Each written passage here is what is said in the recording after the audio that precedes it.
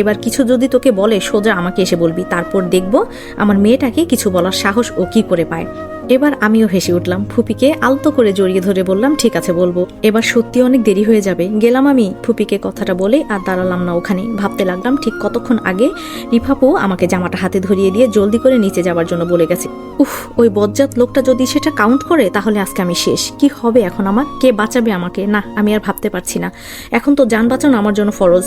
Ground জামা, দুপাশে ঝুলানো ওড়না, সাথে উঁচু হিল পরে কষ্ট হলেও দ্রুত পায়ে সিঁড়ি দিয়ে নামতে লাগলাম নিচে। মনে হচ্ছে যত তাড়াতাড়ি নিচে যাব ততই যেন আমার জন্য মঙ্গল। দোতলা থেকে এক প্রকার দৌড়ে পুরো সিঁড়ি বেয়ে ভালোভাবে নামলেও শেষ সময় আমার জন্য যে এরকম একটা বিরাট দুর্দশা অপেক্ষা করছিল ভাবতেই পারিনি। তাড়াহুড়োয় শেষ সিঁড়িতে পা না দিয়ে হঠাৎ ফ্লোরে পাটা গিয়ে পড়লো, সাথে পরনের ওড়নাটাও যেন শত্রুতা করলো আমার সাথে। পায়ের সাথে পেঁচিয়ে হুড়মুড় করে সোজা নিচে গিয়ে পড়লাম। চোখটা খিচে বন্ধ করে নিয়ে এক মুহূর্তের জন্য মনে হলো আজকে আমি শেষ। গত 1 মাসে হাসপাতালে নিজেকে কল্পনা করে নিলাম, কিন্তু কয়েক সেকেন্ডের ব্যবধানেই মনে হলো আমি তো নিচে পড়ে যাইনি, বরং কেউ জড়িয়ে নিয়েছে নিজের সাথে। কোমরের শক্তপোক্ত একটা হাতের অস্তিত্ব পেয়ে আস্তে আস্তে চোখটা খুলে ফেললাম। কোমরে জড়িয়ে রাখা হাতের মালিককে দেখার জন্য মাথাটা উঁচিয়ে দেখতেই কেঁপে উঠলাম যেন। ভয়ে ভয়ে মুখটা আরো ভয় পেয়ে চুপসে গেল আমার। শেষে কিনা এই বজ্জাত লোকটার কাছেই পড়লাম। কি হবে এখন আমার? কে বাঁচাবে আমাকে? বাইরে গেলেও হয়তো কিছুটা রক্ষা পেতাম রিফাপুর সাথে থেকে, কিন্তু এখন বিড়ালের ন্যায় মিনমিনিয়ে কাপা কাপা গলায় বলতে লাগলাম, ভাইয়া আসলে আমি তো। ছেড়ে দিলেন তাসফি ভাই আমাকে। ছেড়ে দেওয়ায় যেন স্বস্তি পেলাম আমি। হঠাৎ ভারী কণ্ঠে গম্ভীর গলার আওয়াজে আবারও কেঁপে উঠলাম। হাত পা ভেঙে পুরো বিয়েবাড়ির আনন্দটাই মাটি করার জন্য এভাবে দৌড়াচ্ছিলি তাই না? হাত পা ভেঙে রিমির বিয়ে ছেড়ে সবাই তোর পেছনে এখন ছুটাছুটি করুক, সেটাই চাচ্ছিলি এখন? সারাদিন এত লাফালাফি করিস কেন বেয়াদব? আল্লাহ বাঁচাও আমাকে। এই লোকটার কথার উত্তরে এখন আমার কি বলা উচিত সেটাই ভেবে পাচ্ছি না। আমি কি ইচ্ছে করে হাত পা ভাঙার প্ল্যান করেছি নাকি? এই বজ্জাত লোকটার জন্যই তো তাড়াহুড়া এমন হলো। ভীতু চোখে তাসফি ভাইয়ার দিকে তাকিয়ে বলতে লাগলাম, আসলে তাসফি ভাইয়া আমি দেখিনি। হঠাৎ ওড়নায় পা জড়িয়ে কথাটা শেষ করার আগে এবারও আমাকে এক রামধমক দিয়ে চুপ করিয়ে দিলেন। চোখে কি আকাশ থাকে তোর? দেখতে পাস না গাধি কোথাকার? হঠাৎ চুপ হয়ে গেলেন তাসফি ভাইয়া। তীক্ষ্ণ নজরে তাকালেন আমার দিকে। আমাকে ঝাড়তে ঝাড়তে এভাবে চুপ হয়ে যাবার কারণটা ঠিক ধরতে পারলাম না। তাহলে কি আমার পেছনে? ও, এবার খুব করে জব্দ হবে তাসফি ভাইয়া। এই একটা মানুষের সামনে আমাকে কিছু করতে বা বলতে পারে না ভাইয়া। খুব খুশি মনে পেছনে তাকিয়ে এক বিন্দু আশার আলো নিভে গেল আমার। কাউকেই দেখতে পেলাম না। ভেবেছিলাম ফুপাকে দেখে হয়তো চুপ হয়ে গেছেন, কিন্তু না, আমার ধারণাটা পুরোপুরি ভুল প্রমাণিত হলো। আমার ভাবনার ছেদ আবারও ভেঙে দাঁতে দাঁত চেপে বলে উঠলেন, না শাড়ি নাও না, কোনো কিছুই ঠিক জায়গায় থাকে না তোর। যৌবন কতটা ঝলসে পড়ছে সেটা ছেলেদেরকে দেখানোই যেন একমাত্র কাজ হয়ে উঠেছে তোর, তাই না? চমকে উঠলাম আমি। চকিত চাহনিতে নিজের দিকে তাকিয়ে থম মেরে দাঁড়িয়ে গেলাম যেন। এতক্ষণ আমি ওনার সামনে এভাবে ছিলাম? কান্না পাচ্ছে আমার। বড় মা ঠিকই বলেন, কোনো কিছুই আমি খেয়াল করি না, দেখি না। ওনাটা যে কখন একপাশ থেকে পড়ে গিয়ে ঝুলে আছে বুঝতেই পারিনি। এই বজ্জাত লোকটাকে এখন আমি কিভাবে বোঝাবো যে ইচ্ছে করে আমি কিছুই করিনি, একদম অ্যাক্সিডেন্টলি সব ঘটে গেছে। ঘাট থেকে মাথাটা যে এখন আলাদা হবে ঠিকই বুঝতে পারলাম। তাসফি ভাইয়া কিছু বলার জন্য হাত উঠিয়ে এগিয়ে আসতেই ছোট কণ্ঠে চিৎকার করে ভেসে আসলো, লুইপাপু। এক মুহূর্তের জন্য মনে হলো হয়তো আকাশের ঝলমলে রূপালী রঙের চাঁদটা আমার হাতে এসেছে। এই মুহূর্তে খুশির চোটে আবেগপ্রবণ হয়ে গেছি প্রায়। এই লুপা ডাকটা অসম্ভব রকমের ভালো লাগে আমার কাছে, কিন্তু এই মুহূর্তে যে কেমন লাগছে তা বলে বোঝাতে পারবো না হয়তো। তাসফি ভাইয়ের দিকে তাকিয়ে দেখলাম অনেকটা স্বাভাবিক রূপে ফিরে এসেছে এতক্ষণে। মনে মনে আল্লাহকে অসংখ্যবার শুকরিয়া জানালাম। মলিন মুখে হাসি ফুটিয়ে পেছনে তাকালাম। ঠোঁটের কোণে হাসিটা আরো বিস্তৃত হলো আমার। কিছু বলার আগেই গুটি গুটি পায়ে এগিয়ে এসে আমাকে জড়িয়ে ধরে আবারও চিৎকার করে বলে উঠল, লুপাপু। নিমিষেই আরো শতগুণ ভালো হয়ে গেল আমার মনটা। ফট করে কোলে তুলে নিয়ে এক হাত দিয়ে গালটা টেনে বললাম, আতুবুড়ি। খিলখিল করে হেসে উঠল আমার 3.5 বছরের পিচ্চি চাচাতো বোন আতিফা। কেন জানি এই পিচ্চিটার পুতুলের মতো মুখ, মিষ্টি মিষ্টি কথাগুলো আমার মন বিশাল পরিমাণে ভালো হওয়ার একটা কারণ হয়ে দাঁড়ায়। আজ কতদিন পর পিচ্চিটাকে দেখতে পেরে ভীষণ রকমের খুশি লাগছে। বড় বাবা ও আব্বুর চাচাতো ভাই হলেন আতিফার বাবা আহতাব কাকু। সবগুলো চাচাদের মাঝে তিনিই হলেন সবার ছোট। লেখাপড়া শেষ করে চাকরিতে ঢুকে তারপরই বিয়ের গণ্ডি পেরোন তিনি। আহতাব কাকুর ছেলে আবিদ হওয়ার বছর 3 পর তাদের কোলে আসে এক ফুটফুটে মেয়ে। কিন্তু ভাগ্যের পরিহাসে আমার নিষ্পাপ ভাইটার মতোই মায়া ত্যাগ করে পৃথিবীর। তারপরে চাচি বাচ্চা না নেবার সিদ্ধান্তে অটল থাকলেও আল্লাহর নিয়ামতে প্রায় কয়েক বছর পর ফুটফুটে পুতুলের মতো আতিফার জন্ম হয়। পুরো পরিবারে সবার সাথেই আতিফার খুব ভালো মেলামেশা থাকলেও আমার সাথে যেন ওর বন্ডিংটা একদম অন্যরকম। চাকরির জন্য চাচি ও 2 সন্তানকে নিয়ে ফেনীতে থাকতে হয় আহতাব কাকুর। শহরে এত বছর থাকলেও চাচি বরাবরই গ্রাম ভীষণ পছন্দ করেন। কাকু চাকরির জন্য গ্রামে আসতে না পারলেও চাচি ঠিকই 2 ছেলে মেয়ে নিয়ে নিয়ম করে প্রতি মাসেই একবার ফেনী থেকে আসে। তাই মাঝে মাঝে গ্রামে গেলেই দেখা হতো তাদের সাথে। কিন্তু এখন প্রায় কয়েক মাস পর রিমিয়াপুর বিয়ে উপলক্ষে দেখা।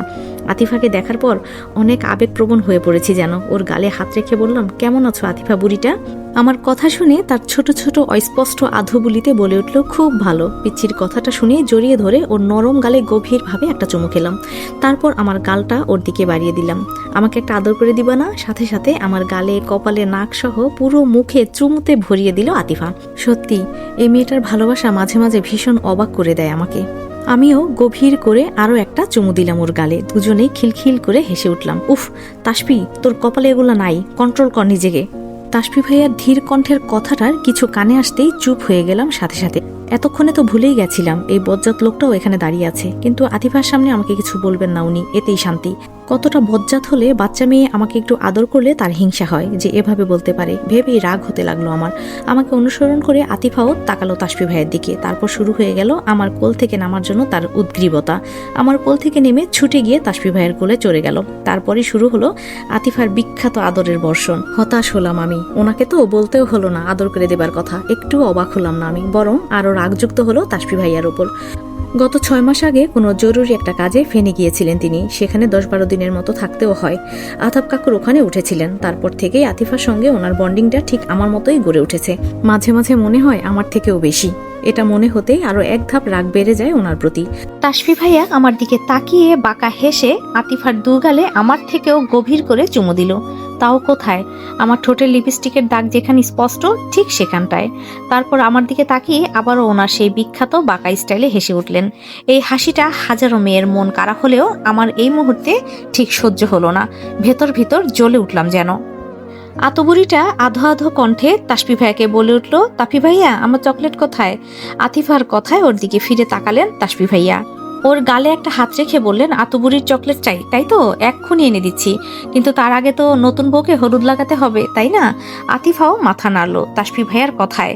ওনার কোল থেকে নামতে চাইলেই বললেন, কি হলো, নামছো কেন? যাবেন আমার সাথে? না না, আমি তো লোপা আপুর সাথে যাব। দেখো আমাদের জামাও এক, তাই লোপা আপুর সাথেই যাব।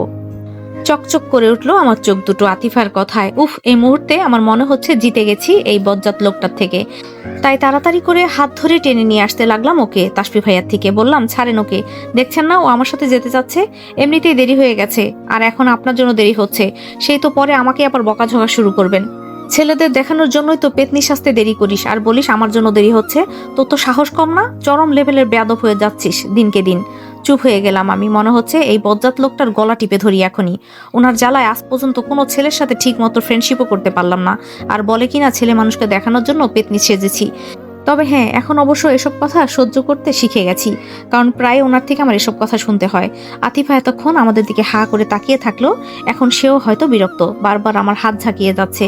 আমার কোনো সাড়া না পেয়ে এবার বলে উঠলো, এই লো পাপু, চলো না আপু, বউয়ের কাছে যাব। ধ্যান ভাঙলো আমার। তাসফি ভাইয়ার থেকে চোখটা সরিয়ে ওর দিকে তাকালাম। চোখের কোনায় হাসি এনে বললাম, ওলে বাবালে, এই তো আমার আতুবুড়ি, চলো।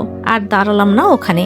আতিফার হাতটা ধরে হাঁটতে লাগলাম। এবার যেতে যেতে একবার পেছন ফিরে তাকিয়ে দেখলাম আমাদের যাওয়ার দিকে বাঁকা হেসে তাকিয়ে আছেন তাসফি ভাইয়া। বুঝতে পারলাম না সবসময় কেন তার এই বিখ্যাত বাঁকা স্টাইলে হাসতে হবে। হাঁটতে হাঁটতে বিড়বিড় করে বলে উঠলাম, অসভ্য, অসহ্য, বজ্জাত একটা মানুষ। এক আকাশ সমান হতাশা নিয়ে হলুদের স্টেজের সামনে এসে দাঁড়িয়ে পড়লাম আমি আতিফার হাত ধরে। এত এত ভয় ভীতি হঠাৎ করেই যেন তুচ্ছ মনে হতে লাগলো আমার কাছে। ওই বজ্জাত লোকটার সাথে সাথে এখন রিফাপুকেও আচ্ছা করে ধোলাই দিতে মন যাচ্ছে। হারিয়ে ফেলা রাগটাও যেন আবার ফিরে এসেছে। আর আসবে নাই বা কেন, বরং আরো অতি উচ্চ পরিমাণে রাগ ফিরে আসার কথা। আমাকে এত পরিমাণে তাড়া দিয়ে রেডি করিয়ে এখনো তাদের ফটো সেশন করা শেষ হয়নি। আমাকে দেখে কাজিন দল তাকিয়ে থাকলেও রিফাপু এগিয়ে আসলো। উপচে পড়া খুশি নিয়ে আমাকে বলতে লাগলো, যাক অবশেষে আপনি আসলেন তাহলে। আমি তো ভাবলাম এখন আপনার সাজগোজই শেষ হয়নি। ও তুমিও শুরু করলে এখন? কই সেজেছি দেখো তো। আমাকে ভয় দেখিয়ে তাড়াহুড়ো করে নিচে আনলে, কিন্তু এখনো তো ফটো সেশন করাই হয়নি তোমাদের। আরো আধা ঘন্টার মধ্যেও মনে হয় শেষ হবে না, আর আমি এদিকে শেষ হয়ে যাচ্ছিলাম। তেতিয়ে উঠে কথাগুলো বললাম। আমার কথার কোনো প্রকার রিয়াকশন না দিয়ে হেসে উঠল রিফাপু। একটুও অবাক হলাম না তাতে। ঠিক এমনটাই যেন আশা করছিলাম তার থেকে। সবচেয়ে রিফাপু আমাকে বেশি বোঝে। দূরে থাকলেও সুখ দুঃখ শেয়ার করার মতো একমাত্র সঙ্গী যেন সে। রাজশাহীতে চান্স পাওয়ার জন্য বছর 2-1 ধরে সেখানেই থাকতে হয় আপুকে। পড়াশোনার চাপে বাসায় তেমন আসতে না পারলেও 1.5-2 মাস পর পর ছুটি আসে। আর বাসায় আসলেই গল্পের ঝুড়ি নিয়ে কেটে যায় আমাদের নির্ঘুম রাত। ঝগড়াঝাটি না থাকলেও রাগ অভিমান ভালোবাসাগুলো যেন সব সময় আমাদের মাঝে চলতেই থাকে। হাসতে হাসতে রিফা আপু বলতে লাগলো, কতদিনের প্ল্যানিং করে বিয়ে হচ্ছে আপুর, আজকে ছবি তুলবে না তো তুলবো কবে, চল এখন এই পাকনা বুড়িটাকে নিয়ে আয়। আপু কতবার বললো তোর কথা, ছবি তুলবে বলে। চলো চলো তাড়াতাড়ি চলো। সবাই ছবি তুলে শেষ করলো। রিফাপু ও আমি একসাথে হেসে উঠলাম আতিফার কথা শুনে। আসলে একটা পাকনা বুড়ি। ওর গাল টেনে হাসতে হাসতে বললাম, হ্যাঁ চলো চলো। সবাই ছবি তুলে শেষ করে ফেললো। রিমিয়াপুর কাছে যেতেই ক্যামেরাম্যান আমাদেরকে বসতে বললেন রিমিয়াপুর পাশে। বসে পড়ার সাথে সাথেই শুরু হয়ে গেল বিভিন্ন স্টাইলে ছবি তোলার হিড়িক। একের পর এক ছবি তুলেই যাচ্ছেন ক্যামেরাম্যান, আর সেই সাথে পাশে আর একজন ভিডিও করছেন পুরো হলুদের অনুষ্ঠানের।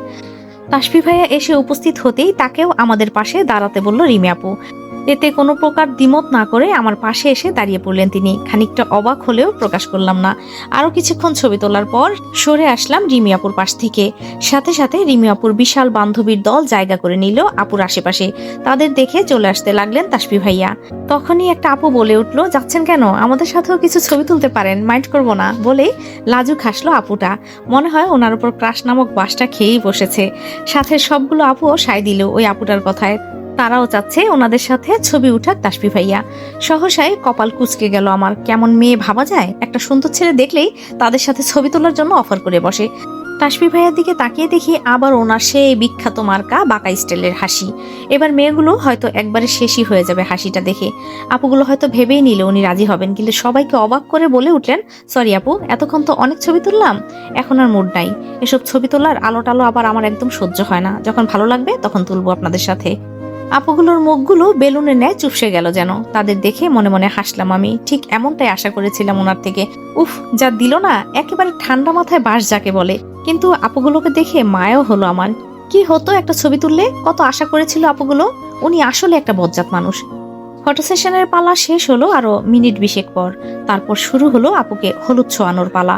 প্রথমেই বড় চাচা ও বড় মা হলুদ ছোঁয়ালেন আপুকে। তারপর আব্বু আম্মু, ফুপি ফুপা, কাকু চাচিরা সহ মুরব্বীরা শেষ করলেন আপুকে হলুদ ছোঁয়ানো।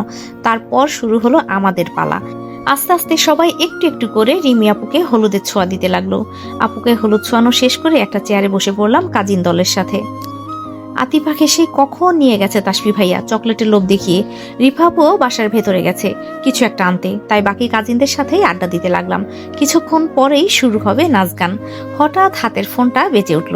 ঠিক চিনতে পারলাম না ভেসে ওঠা নাম্বারটা। রিসিভ করবো কিনা করবো ভাবতেই কেটে গেল।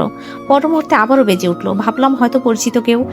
রিসিভ করে হ্যালো বললেও কাজিনদের হইচয়ে অপর পাশের কোনো কথাই আর কানে আসলো না। তাই চেয়ার ছেড়ে উঠে এগিয়ে গেলাম কিছু দূর। রূপালী রঙের ঝলমলে চাঁদটা না উঠায় চারদিক অন্ধকারে ছেয়ে আছে। লাইটিং এর আলো যত দূরে পৌঁছেছে ঠিক তত দূরেই আলোকিত হয়ে আছে। ফোনটা কানে নিয়ে হাঁটতে হাঁটতে কিছু দূরে এসে দাঁড়ালাম। হ্যালো হ্যালো বললেও কোনো শব্দ আসলো না অপর পাশ থেকে। ফোনটা সামনে নিয়ে দেখলাম লাইনটা কেটে গেছে কিনা, কিন্তু না, লাইন তো আছে। বুঝতে পারলাম হয়তো কেউ মজা করার জন্য এমনটা করছে। আবারও কানে নিলাম ফোনটা। কিছু তিক্ত ভাষা বলার জন্য মুখ খুলতেই হঠাৎ অনুভব করলাম আমার গালে ঠান্ডা হাতের স্পর্শ। কেঁপে উঠলাম আমি। মুখ ফুটে কিছু বলার সাহস হারিয়ে ফেললাম এক নিমিষেই। শুধু বুঝতে পারলাম একটা শক্ত শীতল হাত বিচরণ করছে আমার ডান গালে। 20 থেকে 25 সেকেন্ড পর হাতটা সরে গেল আমার গাল থেকে। এতক্ষণ থম মেরে দাঁড়িয়ে থাকলেও কাপা কাপা হাতে ফোনের ফ্ল্যাশ জ্বালালাম হাতের মানুষটা কে তা দেখার জন্য। পেছনে ফিরে তাকিয়ে আরো চমকে গেলাম। গলাটা শুকিয়ে গেল ফট করে। এক মুহূর্তে এক ফোঁটা পানির ভীষণ রকমের প্রয়োজন ছিল আমার। না, আর কিছুতেই এখানে থাকা সম্ভব না। আর 1 সেকেন্ড থাকলে হয়তো আমি আজকে শেষ। গায়ের সর্বশক্তি দিয়ে ছুটতে লাগলাম বাসার দিকে।